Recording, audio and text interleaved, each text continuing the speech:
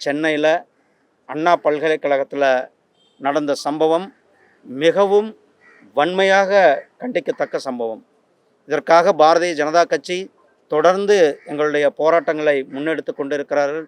எங்களுடைய மாநில தலைவர் அவர்கள் இதற்கான ஒரு மிகப்பெரிய ஒரு சபதத்தை ஏற்று அதற்கான 6 படை கோயில்களுக்கும் சென்று திமுக அரசாங்கம் தூக்கி எறியப்படும் வரை தன்னுடைய ஒரு சபதத்தை அவர் அறிவித்திருக்கிறார்கள்.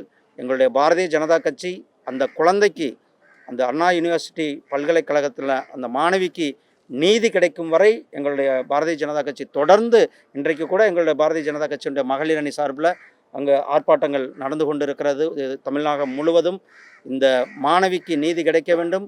குற்றவாளிகள் யாராக இருந்தாலும் அவர்கள் கடுமையாக தண்டிக்கப்பட வேண்டும். இதில் திமுக அரசாங்கம் குற்றவாளிகளை காப்பாற்றுவதற்கு எத்தனிக்கக்கூடாது. அவர்கள் முறையான விசாரணை நடத்தி குற்றவாளிகளை கண்டுபிடித்து இதில் இன்னும் யார் குற்றவாளிகள் இருக்கிறார்கள் என்பது, ஏதோ ஒரே நாள் விசாரணையில் ஒருத்தர் தான் குற்றவாளி என்பதை நிறுத்தத்தோடு இல்லாமல் முழுமையான ஒரு நீதி விசாரணை, ஒரு விசாரணை சொல்லிட்டு இதில் சம்பந்தப்பட்ட அனைத்து குற்றவாளிகளும் கைது செய்யப்பட வேண்டும். அவர்கள் சட்டத்தின் முன்னால் நிறுத்தி அவர்களுக்கு தண்டனை கொடுக்கப்பட வேண்டும் என்பது பாரதிய ஜனதா கட்சியினுடைய வேண்டுகோள். அண்ணா பல்கலைக்கழக விவகாரத்தில் ரொம்ப விரைவாக நடவடிக்கை எடுத்துட்டோம், சில மணி நேரத்தில் குற்றவாளி பிடிச்சிட்டோம்னு சொல்லி பேசியிருக்கிறாங்க. கமிஷனர் அவரே விளக்கம் கொடுக்குறாரு. இல்லை, அதுதான் நாங்கள் சொல்கிறோம். இன்னும் அதில் யார் ஏன்னா அந்த குற்றவாளி ஒரு ஹேபிச்சுவல் குற்றவாளியாக இருந்து கொண்டிருக்கிறார்கள். இந்த ஒரு மாணவி மட்டுமல்ல, இதற்கு முன்னால் பல குற்றங்களில் ஈடுபட்டிருக்கிறார். அதனால் அந்த குற்றவாளிகளிடத்தில் தொடர்பு யார், அந்த குற்றவாளிக்கும் திமுகவுக்கும் என்ன உறவு இருக்கிறது, அவர் திமுகவினுடைய நிர்வாகிகள் என்று அனைவருமே சொல்லுகிறார்கள். அவர் மேலே திமுக என்ன நடவடிக்கை எடுத்திருக்கிறது, இதெல்லாம் ஒரு மக்கள் பார்வைக்கு திமுக கொண்டு வர வேண்டும். மக்களுக்கு ஒரு முறையான விசாரணை, இதில் இன்னும் சம்மந்தப்பட்டவர்கள் யார் இருக்கிறாங்க, அதில் தீவிரமாக விசாரித்து சம்மந்தப்பட்டவர்கள் மேலே கடுமையான நடவடிக்கை எடுக்கப்பட வேண்டும் என்பது தான் எங்களுடைய வேண்டுகோள்.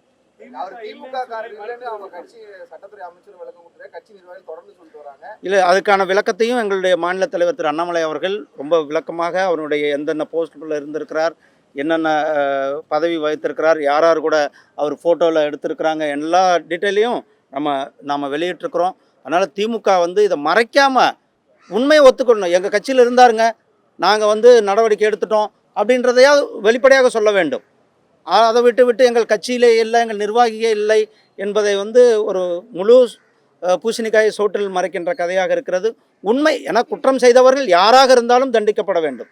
அது திமுகவாக இருந்தால் என்ன, வேறு யாராக இருந்தால் என்ன, அது குற்றவாளி தான். அதுவும் குறிப்பாக இந்த மாதிரி ஒரு குற்றத்தில் ஈடுபட்ட குற்றவாளி, இதில் இன்னும் யார் என்பதை விசாரணிக்க வேண்டும். விசாரணை முடியாமையே அவங்க கூட ஒரு வாக்குமூலம் வாங்கினாங்க, காலை உடைச்சாங்க, அப்புறம் உடனே அவங்க ஒரே குற்றவாளி தான் என்பது எப்படி கன்க்ளூஷனுக்கு வர முடியும்? இது அனைத்து வழக்குகள் மாதிரி இல்லாமல் இந்த வழக்கை ஒரு சிறப்பு கவனம் கொடுத்து இந்த வழக்கை விசாரிக்க வேண்டும். இல்லைன்னா தமிழக அரசாங்கம் முடியலன்னா இந்த வழக்கை சிபிஐ இடத்துல ஒப்படைத்து சிபிஐ இந்த வழக்கை விசாரிக்க வேண்டும்.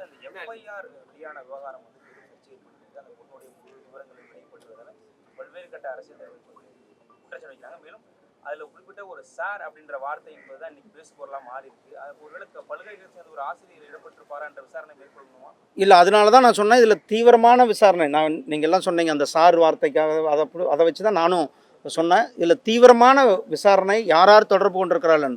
இரண்டாவது, இந்த எஃப்ஐஆர் வெளியான விவகாரம் மிகவும் அவமானத்துக்குரிய ஒரு விவகாரம். இந்த மாதிரி பாலியல் வன்கொடுமை வழக்கில் அந்த பாதிக்கப்பட்ட குழந்தையினுடைய விவரங்கள் வெளியாவது தமிழக அரசாங்கம் எந்த அளவுக்கு ஒரு கவனக்குறைவு, ஒரு அவமானமான செயலை செய்திருக்கிறது என்பது தான் இந்த செயலை காட்டுகிறது.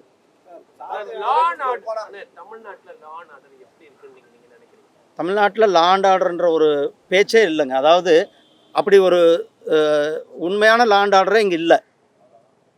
லா அண்ட் ஆர்டர் என்னென்னா பெரிய கேள்விக்குறியாக இருக்கிறது. சட்டம் ஒழுங்கு முழுவதுமாக சீரழிந்திருக்கிறது. குற்றங்கள் தொடர்ந்து நடந்து கொண்டு இருக்கிறது. ஊருக்கு கஞ்சா, எந்த இடத்துல போனாலும் கஞ்சா இருக்கிறது.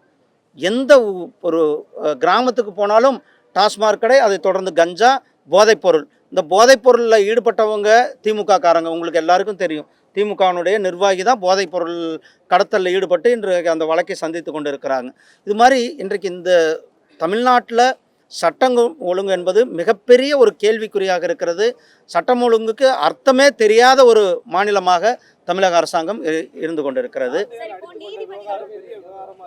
இருக்கிற சூழ்நிலையில மல்யுத்த வீராங்கனையோட கேஸா இருந்தாலும் சரி, பல்கிஸ் பானோட கேஸா இருந்தாலும் சரி, அந்த கேஸுக்கு நீங்க முன்னுரிமை கொடுக்காம இந்த கேஸுக்கு மட்டும் முன்னுரிமை கொடுத்து சாட்டையால் அடிச்சுக்கிறது என்ன? இங்கே பாருங்கள், அந்த வழக்கு அந்தந்த மாநிலங்களில் அந்தந்த சம்மந்தப்பட்டவங்க முறையாக நடவடிக்கை எடுத்துருக்கிறாங்க. நாம் தமிழ்நாட்டில் நம்மளுடைய தமிழ் மாணவி, இங்கு ஒரு அண்ணா பல்கலைக்கழகத்தினுடைய மாணவி பாதிக்கப்பட்டிருக்கிறார். அவர் கூட இருப்பது தான் எங்களுடைய பாரதிய ஜனதா கட்சியினுடைய நோக்கமாக இருக்கிறது. அந்த மாணவிக்கு நீதி கிடைக்கின்ற பணியை நாங்கள் செய்து கொண்டிருக்கின்றோம். நேற்று பாமக கட்சி பொதுக்கூட்டத்தில் நிறைய குளறுபடிகள் ஏற்பட்டுச்சு. ஆனால் அது அவங்க கட்சி விவகாரம்னா. ரெண்டாவது, அம்பேத்கர் அவர்கள் நேற்றைக்கு விடுதலை சிறுத்தைகள் தலைவர் திரு திருமாவளவன் அவர்கள் நேற்றைக்கு ஒரு ஆர்ப்பாட்டம் செய்திருக்கிறார்கள். ஆனால் அண்ணல் அம்பேத்கர் அவர்களுக்கு பாரதிய ஜனதா கட்சி, நம்மளுடைய மாண்புமிகு பிரதமர் திரு நரேந்திர மோடிஜி அவர்கள் எந்த அளவுக்கு அதை பாரத் ரத்னா விருதை கொடுத்ததே பாரதிய ஜனதா கட்சி தான். அது அவருக்கு தெரிஞ்சுக்கணும். அதே போல் அம்பேத்கர் அவர்கள் பிறந்த இடம், அம்பேத்கர் அவர்கள் மறைந்த இடம், அம்பேத்கர் அவர்கள் டெல்லியில் மறைந்த இடம், அம்பேத்கர் அவர்கள் லண்டனில் படித்த இடம், அம்பேத்கர் அவர்கள் மகாராஷ்டிராவில் மும்பையில் இருந்த இடம், இதை எல்லா இடத்தையும் வாங்கி அதை மெமோரியல்ஸ், பஞ்சதீர்த் என்று சொல்லக்கூடிய மெமோரியல்ஸ் பண்ணது பாரதிய ஜனதா கட்சி என்பதை திருமாவளவனுக்கு சொல்ல கடமைப்பட்டிருக்கிறேன். அதே போல் திருமாவளவன் அவர்கள் இன்றைக்கோ அல்லது நாளைக்கோ அவர் அண்ணா பல்கலைக்கழக மாணவிக்கு ஆதரவு கேட்டு ஒரு ஆர்ப்பாட்டம் நடத்தினால் சரியாக இருக்கும் என்பது என்னுடைய வேண்டுகோளாக திருமாவளவன் வைத்திருக்கிறார். நீதிமன்றம் பல்வேறு கேள்விகளை எழுப்பியிருக்கு தமிழக அரசுக்கு. இந்த எஃப்ஐஆர் விவகாரத்தில் அந்த மாணவிக்கு 25 லட்சம் ரூபாய் இழப்பீடு வழங்க வேணும்னு உத்தரவு போட்டிருக்காங்க. இது நீதிமன்ற உத்தரவு மதிக்க வேண்டும், நீதிமன்ற உத்தரவை பின்பற்ற வேண்டும், அதை நடைமுறைப்படுத்த வேண்டும். ரெண்டாவது, எஃப்ஐஆர் வெளியீடான விவகாரம் ஒரு அவமானகரமான விவகாரம். இதை தமிழக அரசாங்கம் அவங்க இதற்கு மன்னிப்பு கேட்டு அந்த மாணவிக்கு உரிய நிவாரணம் கிடைக்க, அதனால தான் சொன்னேன், சம்பந்தப்பட்ட குற்றவாளிகளை கைது செய்து அவர்களை சட்டத்தின் முன் நிறுத்தி அவர்களுக்கு தண்டனை பெற்றுக் கொடுப்பது தான் இதற்கு ஒரு சரியான தீர்வாக இருக்கும்.